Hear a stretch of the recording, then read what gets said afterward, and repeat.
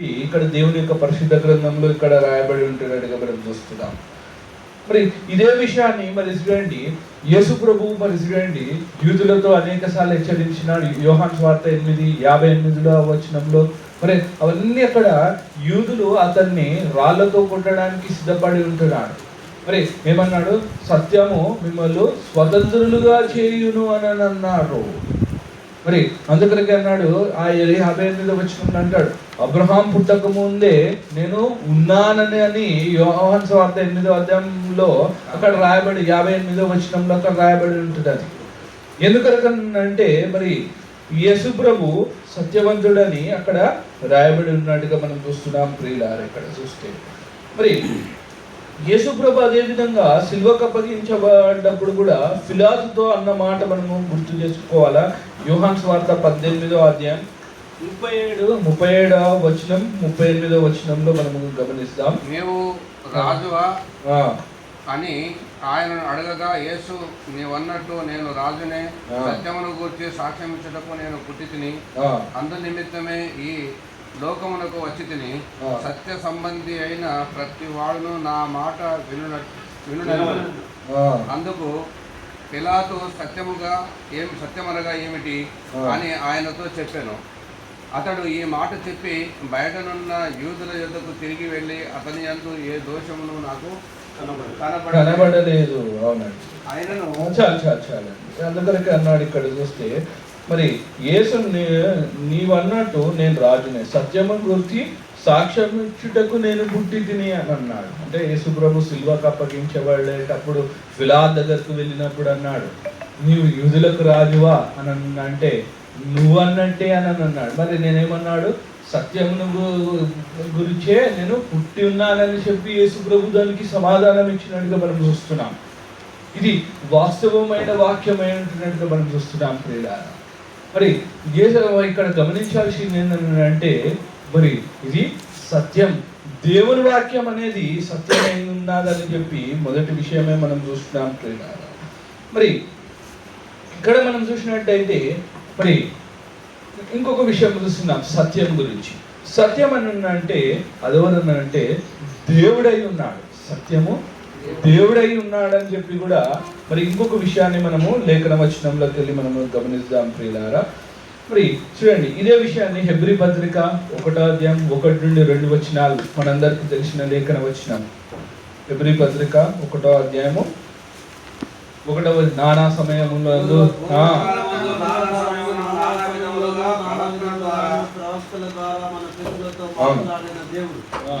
ఈ దినముల అంతమంది కుమారుని ద్వారా మనతో మాట్లాడాను. ఆయన ఆ కుమారుని ద్వారా మనతో మాట్లాడాను. ఆయన ఆ కుమారుని సమస్తమునకును వారసునిగా నియమించాడు. చాలా అండి. అందుకొరకే అన్నాను హెబ్రీ పత్రిక 1వ అధ్యాయం 1వ వచనం నుండి మరి 1వ అధ్యాయం 1-2 వచనాలలో చూసినాం. మరి దేవుడు ఏమంటాడు? నానా సమయమందు నానా విధముల మరి ప్రవక్తలతో మాట్లాడిన దేవుడు నా అంత దినమందు ఎవరితో మాట్లాడుతున్నాడు? కుమారుని ద్వారా, యేసుక్రీస్తు ద్వారా మాట్లాడుతున్నాడు అని చెప్పి కూడా హెబ్రీ పత్రికలో అందుకొరకే రాయబడి ఉన్నారు. మరి అందుకొరకే ఇక్కడ చూస్తున్నాం. మనం చూసినట్టయితే మరి ఆ దేవుడే ఇక్కడ చూస్తే యోహాను సువార్త 1వ అధ్యాయం 14వ వచనంలో అంటాడు, వాక్యము శరీరధారి ఆయను అని అన్నాడు.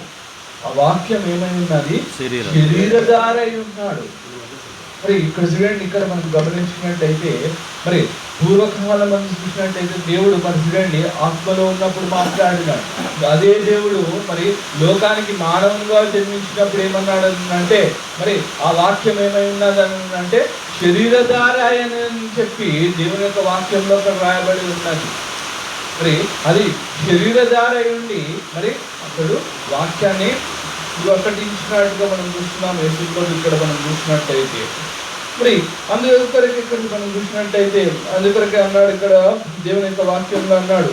మరి ఏమన్నాడు? మరి యోహాను సువార్త 4వ అధ్యాయం యోహాను సువార్త 14:6 మనందరికీ తెలుసు, నేనే మార్గమును సత్యము జీవనమై ఉన్నాను, నా ద్వారా తప్ప ఎవరును తండ్రి యొద్దకు రారని చెప్పి దేవుని యొక్క వాక్యంలో రాయబడి ఉంటున్నట్టుగా మనం చూస్తున్నాం. మరి దేవుడు సత్యం మరి ఇక్కడ చూస్తున్నట్టయితే సత్యమై ఉన్నాడు.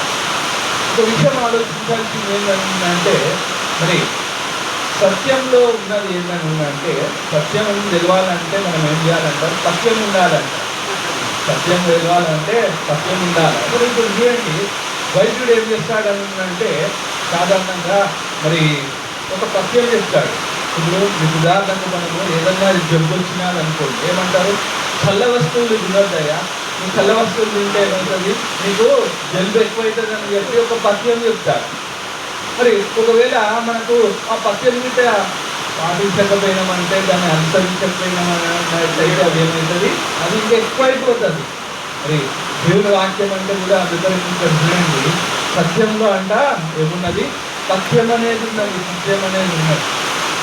మరి దేవుని వాక్యము ఇక్కడ మొదటి విషయాన్ని మనం గమనించుకోవాల్సింది ఏంటంటే, దేవుని వాక్యము మరి ఆ సత్యం ఎవరో కాదు, దేవుడై ఉన్నాడు. ఇక్కడ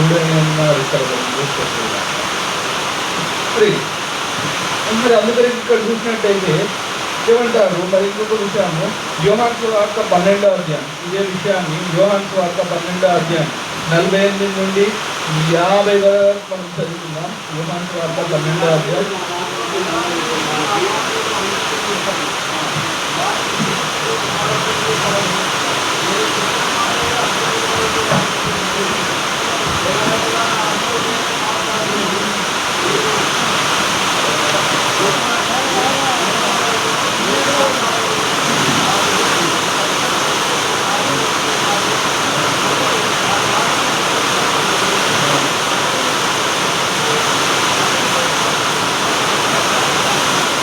అవునండి, ఇక్కడ యోహాను సువార్త 12వ అధ్యాయం 48 నుంచి 50 వరకు మనం చూసినాం. ఏంటంటే మరి ఇక్కడ ఏమన్నాడు? నిన్ను నిరాకరించిన నా మాటలు అంగీకరించడానికి తీర్పు తీర్చి వాడు ఒక్కడు కలరు.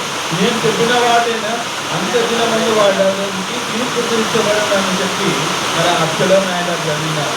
మరి ఆ వాక్యము చదివి ఎంతమంది చూపించినా నాకైతే తెలియదు, కానీ అది చాలా ఎందుకంటే పెద్దగా వాన పడుతున్నది కాబట్టి అది మనకు వినిపించకపోయి ఉండొచ్చు. సరే, ఏదేమైనప్పటికీ కూడా ప్రియులారా, మరి మరి ఇదంతా కూడా మరి ఇక్కడ చూసినట్టయితే మరి దేవునిలో మరి సత్యం ఉన్నదని చెప్పి కూడా దేవుని యొక్క వాక్యం ఇక్కడ మనకు ఇక్కడ రాయబడి ఉంటున్నట్టుగా మనం చూస్తున్నాం. మరి ఇదే విషయంలో మనము ఎఫెసీ పత్రిక 4వ అధ్యాయం 20-21 వచనాలలో మనం గమనించినట్టయితే, ఎఫెసీ పత్రిక 4వ అధ్యాయం 20-21 మీరు యేసును గూర్చి ఆయన యందు సత్యం ఉన్నది ఉన్నట్టుగానే ఆయన యందు ఉపదేశించబడిన వారైన ఎడల మీరు అలాగూ క్రీస్తును నేర్చుకున్న వారు కాదు.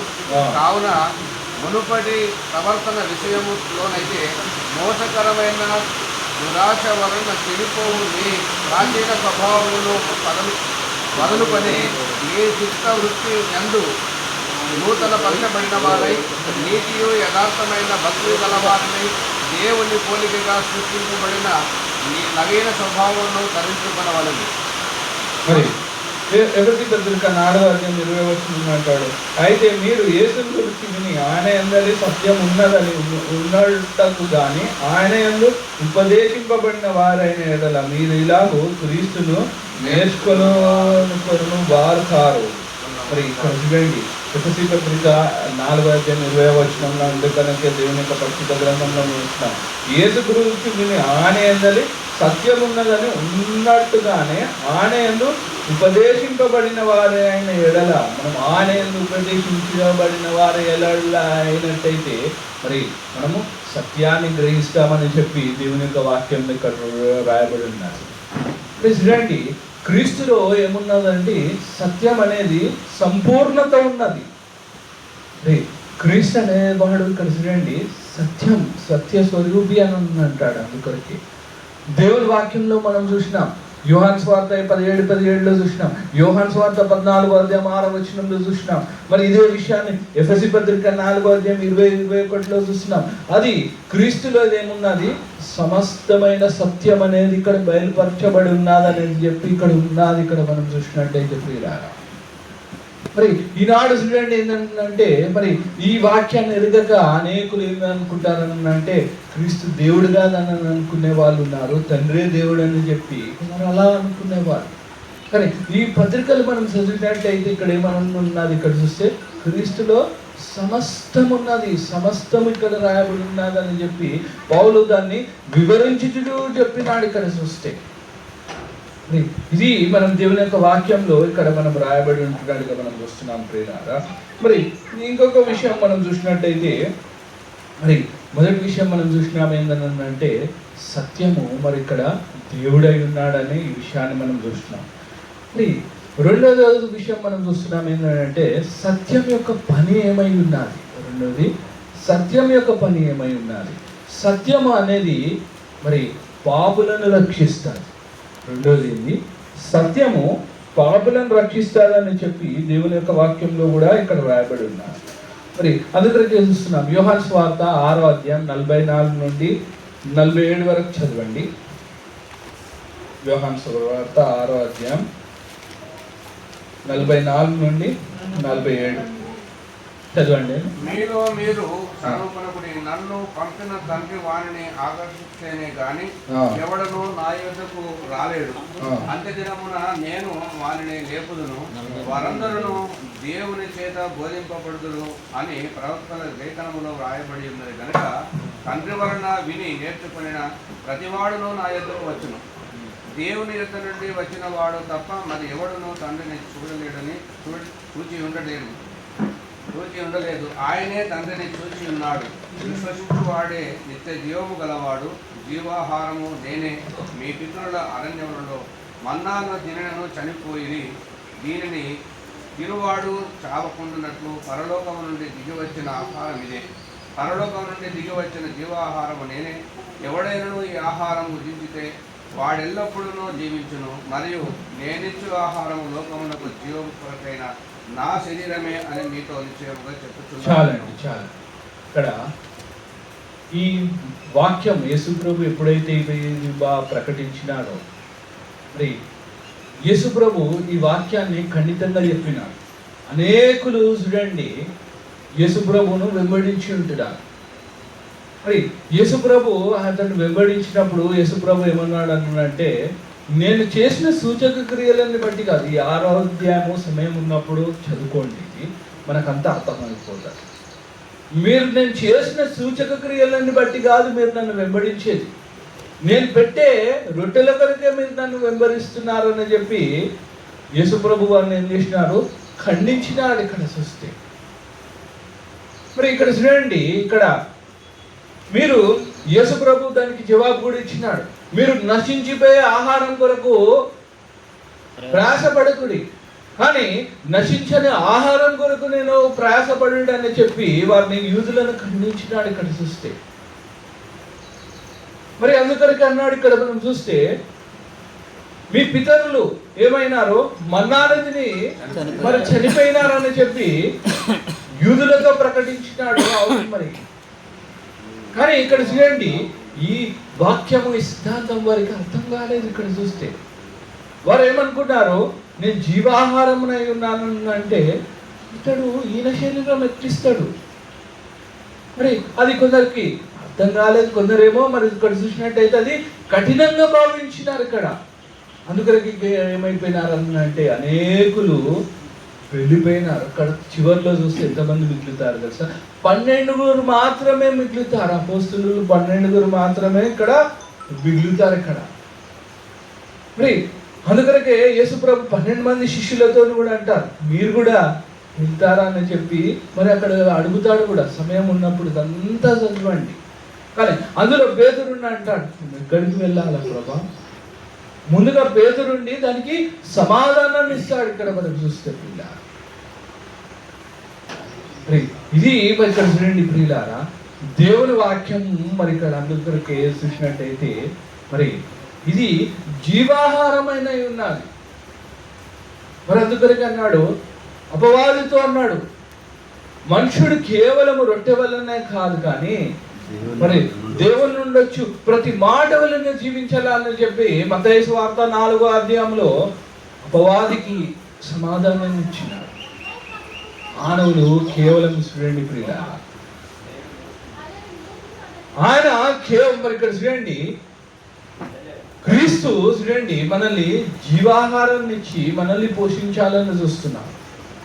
కానీ మానవులు ఏమేం చేస్తున్నారని అంటే శరీర సంబంధమైన ఆహారం కొరకు ఎక్కువగా యూదులు వెతికినట్టు ఈనాడు మనం కూడా శరీర సంబంధమైన ఈ నశించిపోయే ఆహారం కొరకు ఎక్కువగా ప్రయాసపడుతున్నాం ప్రియులారా.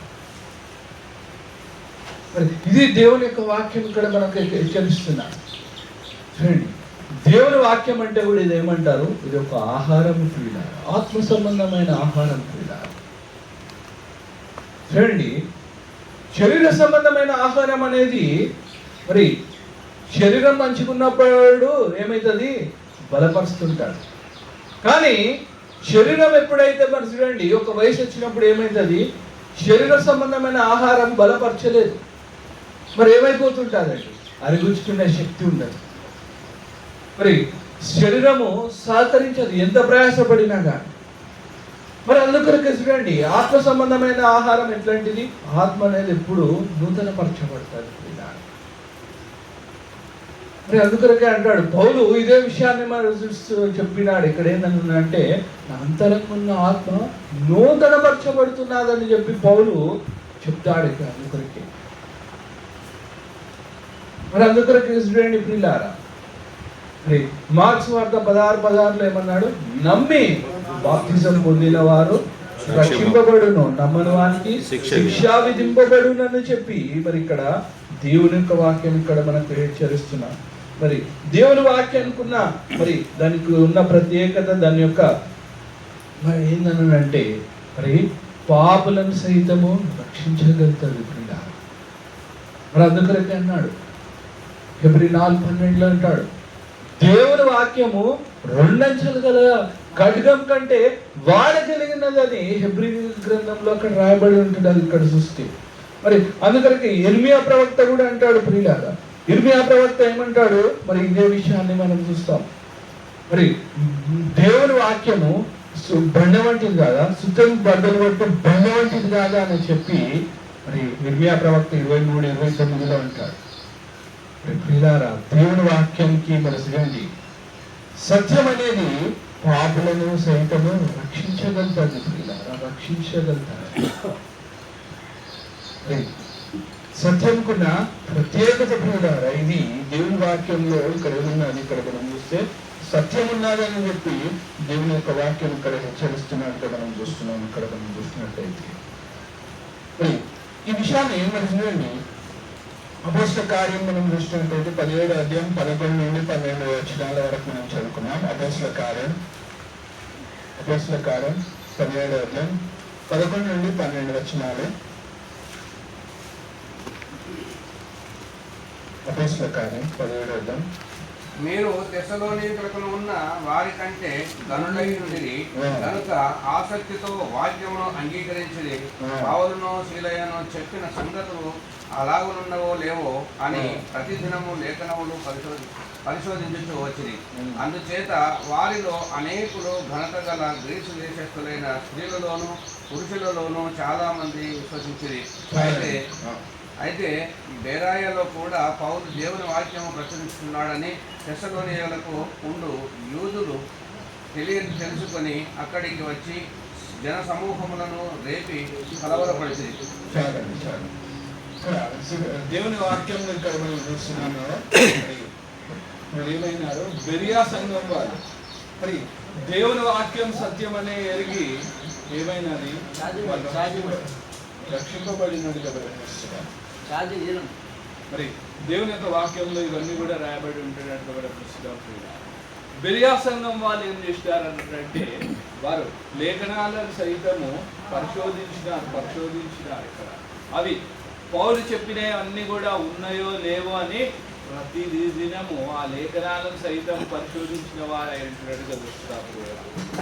మరి చివరిలో మనం చూస్తున్నాం ఏంటంటే మరి చివరిగా నేను ముగిస్తాను ప్రియులారా. మరి సత్యంకున్న శక్తి ఏందనేది చూస్తున్నాం. చివరిలో సత్యంకున్న శక్తి ఏందనేది మనం చూస్తున్నాం. మరి ప్రియులారా, సత్యంకున్న శక్తి ఏందనంటే మరి అపవాదిని సైతము మరి ఎదిరించగలుగుతుంది. మరి ఆదికాండం 3వ అధ్యాయం 1 నుండి 5 వచనాలలో మనం చూస్తున్నాం.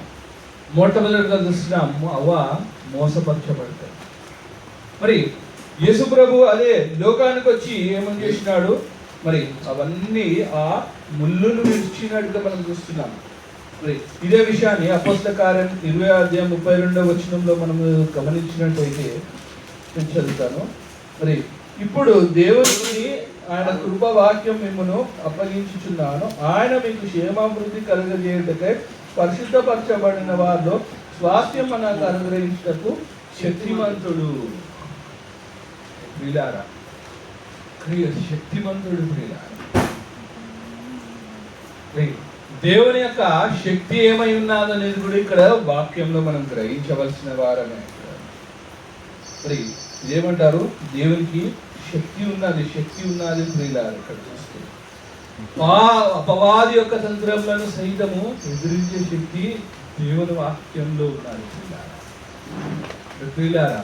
యేసు ప్రభు అందుకని ఇక్కడ చూడండి, ఆయన వచ్చినప్పుడు అనేకమైనటువంటి దురాత్మలను సైతము వెళ్ళగొట్టేసినాడు.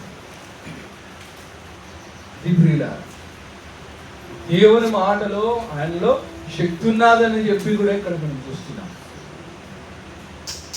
మరి చివరిగా మనం చూసినట్టయితే ప్రియులారా, మరి ఈరోజు ఆ అపవాది యొక్క శోధనను ఎలా ఎదుర్కోవాలనేది మరి చివరిగా చెప్పినాను. ముగిస్తా. ఎఫెసీ పత్రిక 6:13 దయచేసి చదవండి. ఎఫెసీ పత్రిక 6:13 నుండి 17 వచనాల వరకు చదవండి. అందుచేతను మీరు ఆపద్దినమందు వారిని ఎదిరించుటకును సమస్తము నెరవేర్చిన వారై నిలువ బడుటకును శక్తిమంతుడకున్నట్లు దేవుడిచ్చు సర్వాంగ కవచమును ధరించుకునడి.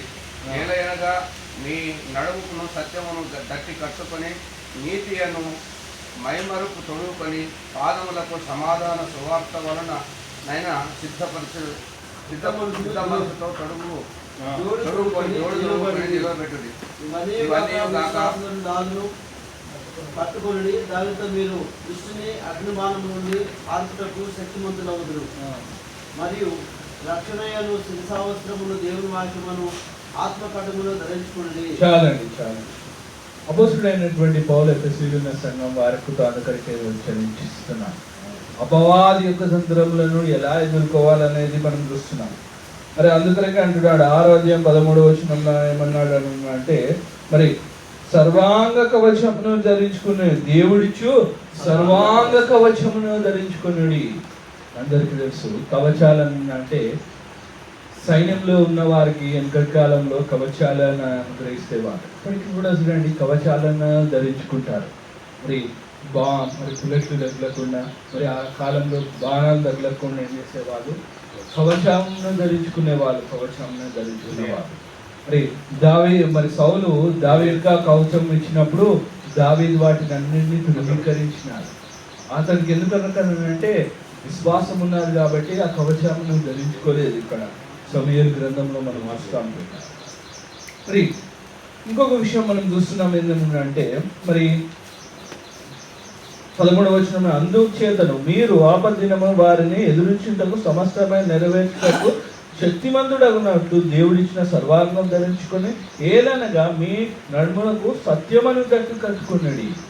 ఏది నడుముకేది సత్యమనే గట్టి, అది సత్యం ఏది దేవుని వాక్యం అనే గట్టి మనకు ఉండాలి. సత్యం అంటేనే ఏది దేవుని వాక్యమై ఉండాలని యోహాను సువార్త 17:17 రాయబడింది. ఇవన్నీ కూడా మనం ఏం చేయాలంటే ధరించుకోవాలి ప్రియులారా. ఇక్కడ చూడండి, మరి సైతాన్ శోధనలు, ఇవన్నీ కూడా శోధనలు అనేది సాధారణంగా ఎవరికి వస్తాయి, దేవుని బిడ్డలకి వస్తాయి. అందులో ఎవరికండి, దైవ సేవకులకు ఇంకా ఎక్కువ ఉంటుంది కదా, ఇంకెక్కువ వస్తుంటాయి ఇక్కడ చూస్తే. అందుకొరకే ఇదేంటి, మరి దేవునికి మనం సమర్పించుకోవాల్సిన వారమై ఉంటున్నాం, మరి ఎందుకంటే మరి ఏమన్నాడు, అపవాది గురించి ఏమన్నాడు, అపవాది గర్జించు సింహం అన్నాడు. మరి ఇటు భూమి మీద గర్జించు సింహమై ఉన్నాడు. మరి సింహము గర్జన చేసేమైతుంది, పారిపోతుంది, పారిపోతాయి. చూడండి ఒకసారి చూడండి, మరి ఏదన్నా సింహము జింకని ఏటాడాలని అనుకున్నది, ఒకసారి తప్పించుకుంటుంది, అనంత మాత్రం దొరుకుతుందా సింహం? మళ్ళా సారైనా చూస్తుంది, ప్రయత్నం చేస్తాడు. మరి అపవాదం అన్నది కూడా ఏం చేస్తాడు? ప్రయత్నం చేస్తాడు. ఎవరైతే పరిశీలి ప్రియులారా వారు వాళ్ళ జీవితంలో దేనికి బానిసలైపోయినారో, పాప జీవితానికి, అది త్రాగుబోతనమే, వ్యభిచారమే, తిట్టుబోతనానికి, కుండాలకు బానిసలైపోతే ఏమైనారు?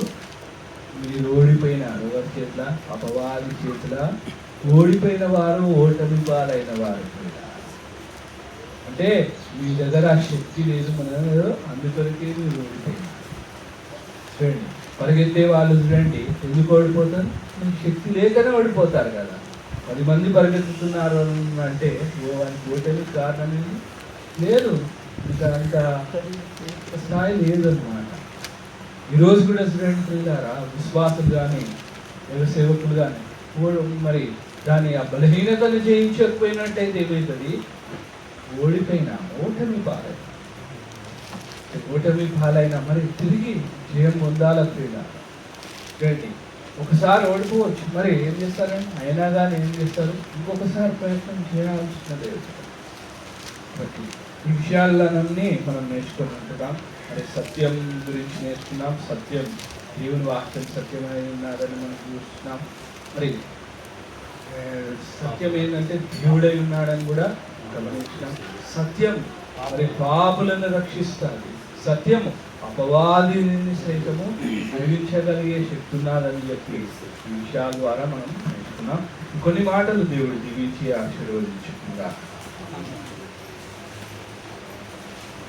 ఈ సమయం మన ప్రియుడు రారత్నం గారు ముందుకు వచ్చి ఓట్ ఆఫ్ థ్యాంక్స్ తెలియజేసి ప్రార్థన చేస్తారు. సహోదరుని ప్రార్థన ద్వారానే సెలవు తీసుకుంటాం. కూడా వచ్చిన మీకు అందరికీ నా హృదయపూర్వక వందనాలు తెలియజేస్తున్నాను. మరి ఈ రీతిగా క్రీస్తు సంఘ సువార్థికుల కూడికను ఏర్పాటు చేయడానికి దేవుడు నాకు ఇచ్చిన తలాంతును బట్టి దేవునికి కృతజ్ఞతాస్తుతులు చెల్లిస్తున్నాను. మరి మీ కొరకు భోజనాలు ఏర్పాటు చేసిన అన్ని విధాలుగా దేవుడు ఆశీర్వదించిండు. అదేవిధంగా మరి సంఘం కొరకు, గుంటూరులో సంఘం కొరకు, మా కుటుంబానికి కొరకు మీరందరూ ప్రార్థన చేయాలని నేను ప్రేమతో మీకు తెలియపరుస్తున్నాను. మీ అనుదిన ప్రార్థనలో నన్ను జ్ఞాపకం చేసుకోండి. ఇంకా కొన్ని పనులు ఉన్నాయి, ఆ పనులన్నీ దేవుడు నెరవేర్చాలని డిసెంబర్ 23 తారీఖు ఇంకా మంచిగా ఘనంగా దేవుని కార్యక్రమాన్ని చేయాలని ఆశ కలిగి ఉంటున్నాను. కాబట్టి మీరు ప్రార్థన చేయాలని కోరుకుంటున్నాను. మీ కొరకు భోజనాలు కూడా సిద్ధపరిచినాను. ప్రార్థన చేసుకున్నాను. మమ్మల్ని మిక్కిలిగా ప్రేమించిన మా పరలోకమందున తండ్రి, మీ పరిశుద్ధ నామమునకు స్తుతి స్తోత్రములు చెల్లిస్తున్నాం. నేను ఈ యొక్క 8వ మాసంలో మరి ఈ యొక్క భూత్పూరులో మరి స్థలమందు నేను ఈ యొక్క సేవకుల మరి సహవాసము ఏర్పాటు చేయడానికి మరి నాకు ఇచ్చిన యొక్క తలాంతును బట్టి మీకెంతో కృతజ్ఞతాస్తుతులు చెల్లిస్తున్నాం. మీ దాసుడు కేంద్రాలు గారిని బట్టి నేను శ్యాముని బట్టి ప్రార్థిస్తున్నాం. నేను మరి మీ కృపలో నడిపిస్తున్నందుకే మీకెంతో కృతజ్ఞతాస్తుతులు చెల్లిస్తున్నాం. మరి ఈ రీతిగా మరి జరిగించుటకు నేను విన్న వాక్యమును మా హృదయంలో ఉంచుకుని నేను సకల జనులకు సువార్త ప్రకటించే జ్ఞానము మాకందరికీ దయచేయమని ప్రార్థిస్తున్నాం. ఈ మధ్యాహ్న కాలమందు ఏర్పాటు చేసిన యొక్క భోజనములు పెట్టుకునేగా ప్రార్థన చేస్తున్నాం. ఈ కృపలో నడిపించి భద్రపరచమని ఈ చిత్తమైతే నేను మరొకసారి నేను ఈ రీతిగా కోరుకున్నట్టుకు మాకు దయచేయమని ప్రార్థిస్తున్నాం. ఈ కృపలో నడిపించి భద్రపరచమని ఈ కొద్ది విన్నపంలో మా ప్రియ రక్షకుడైన యేసుక్రీస్తు యొక్క నామమున ప్రార్థించి వేడుకుంటున్నాం తండ్రి. ఆశీర్వాదం అందరికి వందనాలు. అందరం భోజనం చేస్తాం. కూడి వచ్చిన మీ అందరినీ ఆశీర్వాదం సరే. తండ్రి, కుమార, పరిశుద్ధాత్మ త్రియేక దేవుడు సకల దీవెనలో ఆశీర్వాదాలు కూడిన మనకు, మన కుటుంబానికి, మన సంఘములకు ఇప్పుడు ఎల్లప్పుడు సదా కలుగునుగాక. ఆమేన్. అందరికి వందనాలు. భోజనం చేసిన తర్వాత